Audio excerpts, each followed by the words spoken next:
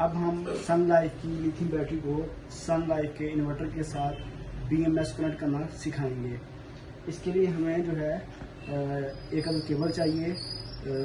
जो अक्सर इन्वर्टर्स के बैटरी के साथ जो केबल आती है उसमें थोड़ी सी मॉडिफिकेशन करनी पड़ती है। जो इसकी बैटरी साइड है, इसकी जो वायर्स हैं 1 और 2 नंबर पे लगेगी पिन के अंदर, और जो इन्वर्टर साइड है वो 4 और 5 पे लगेगी।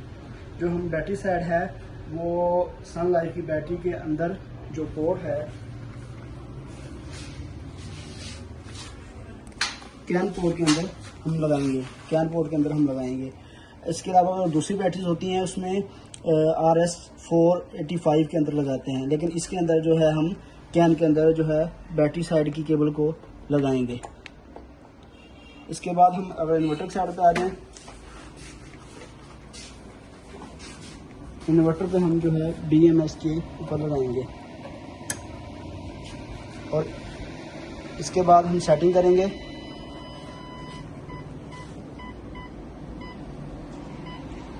पाँच नंबर पे हम जो है LIC को सिलेक्ट करेंगे।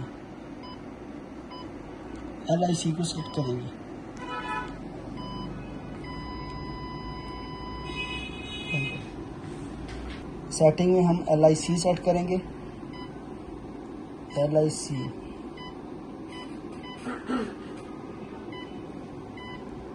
इसके बाद बैकअप आ जाएंगे, ये केबल उतार देंगे तो इधर हमारा जो 61 नंबर एरर आना शुरू हो जाएगा। 61 का मतलब ये होता है हमारी जो BMS है वो इसके साथ कनेक्ट नहीं हुआ।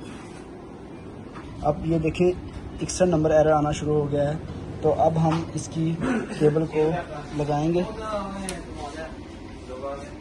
इसके बाद हमारा जो इन्वर्टर है ओके हो जाएगा। कुछ सेकंड वेट करेंगे हम। ये देखें हमारा जो इन्वर्टर है कम्युनिकेशन ओके हो गई है। अभी इसका सारा डाटा इधर आ जाएगा।